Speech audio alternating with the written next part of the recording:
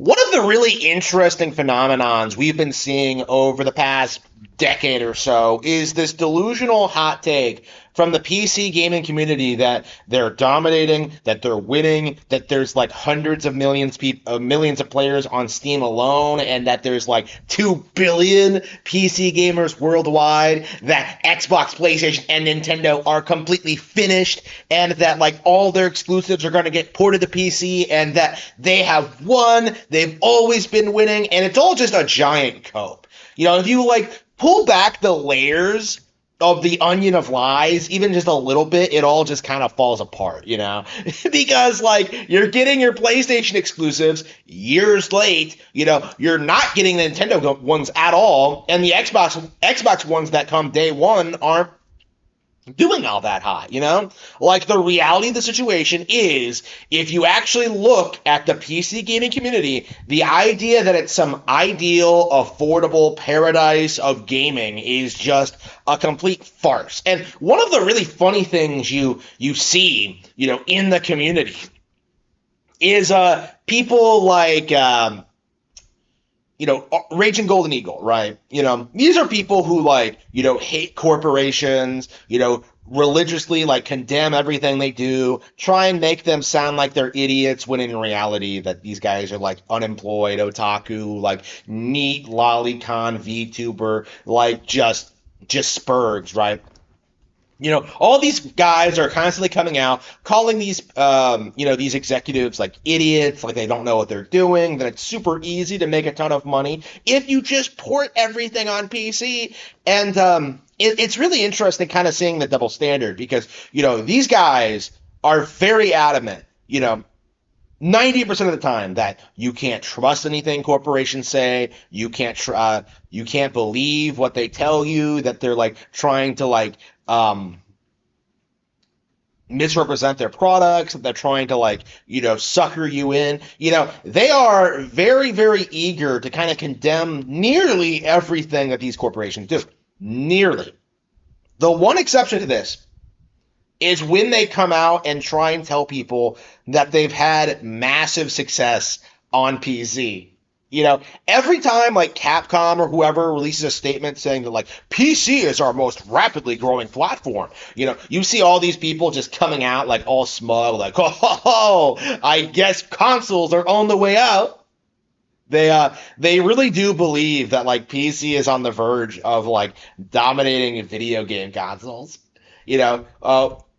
Even though games like Monster Hunter Wilds are being mass downvoted on Steam for being pretty much broken and unplayable on Steam with no patch or no update in sight. Months after launch, we're still dealing with all these insane technical issues and problems to the point where to me it's very clear what the companies are doing with these statements and what they intend to do. They'll release their games on PC, right? But much like they do with Nintendo consoles, with their late, broken ports, what they want you to do is steer you towards the better versions on Xbox and PlayStation. So in a lot of ways, the PC is, in the same position of Nintendo, where, the third parties desperately want PlayStation and Xbox to succeed because those are the companies that, give them all the support and market all their products and, maintain the illusion that their games are for mature, sophisticated adults, right? That's always been the shit, their thing for the past 25 years is saying that PlayStation and Xbox are geared towards a more mature demographic. Shuhei Yoshida released a statement about this recently, actually.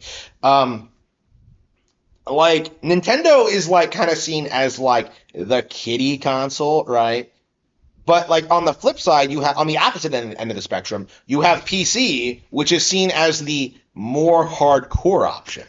So for the PC community, the narrative is that oh, I'll spend more money, I'll spend thousands of dollars on tech, on accessories, on graphics cards, on a gaming PC, right? And then I'll just pirate everything, and then I'll be saving money in the long run. And because you're a PC gamer, in your warped, twisted like ideology, that means you're like winning, like that the PC master race, this is where the stereotype comes from, right? Like again, I don't really see like a lot of people like, make this comparison, but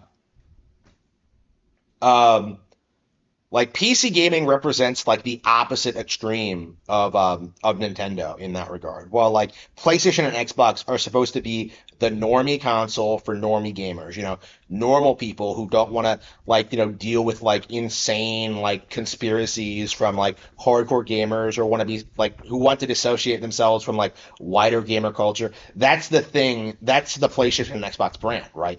They are just normie brands for casuals. Like they are targeting the mass market and trying to pull them in. Now, like the PC community is it wants to do this thing where it pretends as if like the vast majority of PC owners, everyday people who use PCs are like can be qualified as PC gamers when that isn't true at all. When they're not spending money on Steam, when they're not spending money on like any of these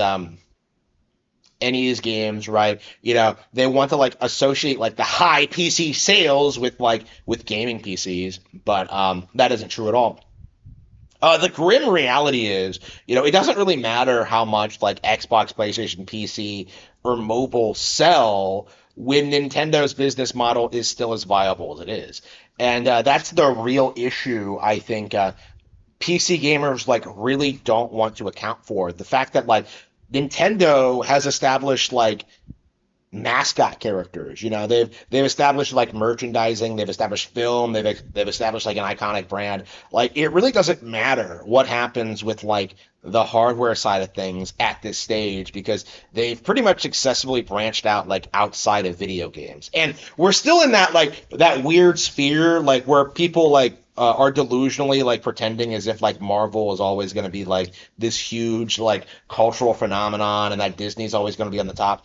I've been saying this for a long time, but like Nintendo is well on its way to being like bigger and better than Disney ever was. If you really like look back at Disney's history, they kind of fell off as early as like the 60s, like as the 50s.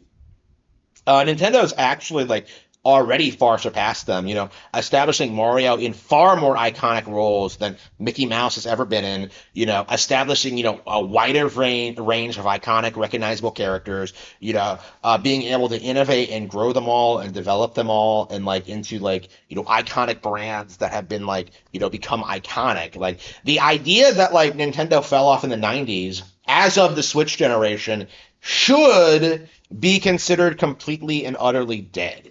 And it does kind of feel as if like the PC Master Race community can't bring themselves to admit it because if you look at what these people are doing now, people like Fratanga Plays, people like Raging Golden Eagle, people like Oh No It's Alex, any one of like the Harmon Smith like commentary channels. Like all of them will try to tell you that like the Switch 2 is failing, that nobody likes Mario Kart World, that the online is dead, that like Bonanza is gonna fail, that like nobody's excited about Switch 2. You can just get all these games on PC, and like the reality is, Switch 2 has done phenomenally well. It's had a very successful launch, and I think most critically has had a number of high-profile, successful third-party releases. We're at the point now where there are a handful of third-party developers that are finding great success on Nintendo hardware. And as a result of that, it is becoming harder and harder and harder to gaslight people into thinking that like Nintendo is on the way out or that they're failing or that they like can't succeed or that they can't do anything or that like like it's inevitable that like people will lose interest in them because to me that just seems like a cope from the 90s, people who like kind of were trained to think that Nintendo wasn't cool. It reminds me a lot actually of being in the 2000s, being an anime fan actually, discovering Naruto, One Piece, to a certain extent Yu-Gi-Oh, Pokemon, being really enthusiastic about this brand and being told over and over again by everyone around you that those shows were stupid, that nobody liked them, that they were dumb, and like over time, as you like mature and like discover more shows and like have more experience, you begin to realize like what actually was happening, that like people who had no idea what anime even was, who had never watched a single episode an episode of the shows, who were like making these unilaterally, they were just attacking your preferences out of some depraved like need to kind of control your behavior and keep you in your lane, to keep you invested in sports, to keep you invested in like the American culture as zeitgeist, which is all controlled by interests who want you to believe and consume certain ideologies. Like anime was just better than that at the end of the day. In other words, I was right. I still admire anime, still love like all the shows I grew up watching. Wish I watched it more growing up, and now I see the same thing happening to Nintendo. Like people, it's remarkable how quickly like the public's view on anime changed once it became mainstream, and we are in the process of the same thing happening to Nintendo. All the giant copes that we've seen over the past decades, the idea that like Mario stopped being good at some point, the idea that Zelda is the same thing over and over again, the idea that Nintendo doesn't care about Metroid, the idea that Pokemon is some brand that's falling off, the idea that like nobody cares about Splatoon, the idea that Nintendo doesn't make new IPs, the idea that Nintendo doesn't make mature games for mature gamers, all of that is like in free fall right now and has been for a long time. In a lot of ways, like the PC gaming community is the last stand between like Nintendo being seen as like the dominant alternative platform to PlayStation and Xbox, because that's been like the cope for the past like decade, ever since people started realizing how terrible Xbox and PlayStation actually were. Well, if I just go on PC, I can fix all these problems. Like, no, you can't actually, and that's become increasingly clear over the past decade. Seeing like all these people spend way more time on Twitter, spurging out about like random things that Nintendo does. I've seen so many complaints about virtual game cards and the like over the past several years, the past several weeks. It's been insane, but like at some point, it is going to become more mainstream to acknowledge that PC gamers are completely out of touch with reality. As Nintendo's brand becomes more and more popular, as more and more people are comfortable, like, defending Mario Kart World, not defending, acknowledging that all the criticisms of Mario Kart World are completely fake, and that the game is a Game of the Year contender. As people like, discover games like Bonanza or like, Kirby in the Forgotten Land or whatever, all these like amazing Nintendo games. Like it's going to be harder and harder and harder and harder and harder and harder and harder to downplay Nintendo games. Like it's kind of amazing if you really look at the PC gaming community, how they'll try and tell you that Nintendo doesn't put out like enough games and then turn around and continue making Half-Life 3 jokes, like the mindset of these people is just disgusting, and it really does need to be called out for what it is. I will end this video by, acknowledging the reality. Expedition 33 is slop. Doom the Dark Ages is slop. Elden Ring Night Rain is slop. All the big like Game of the Year contenders that the industry is going to try and prop up this year. The games that are supposed to be like bigger and better than the major Nintendo Switch 2 exclusives, all of these games are going to fall flat on their face. I'm already seeing like Expedition 33 fans like cope and seethe over like Mario Kart World being considered to have a far better soundtrack than their JRPG knockoff. But it's only going to get worse from here. It doesn't really matter if Jeff Keighley like gives Game Awards to like the industry favorites, but because like after the show is over, everyone's just going to go back and say that the Nintendo games were better anyway. That's the reality of the situation we're in now. Like the Game Awards is kind of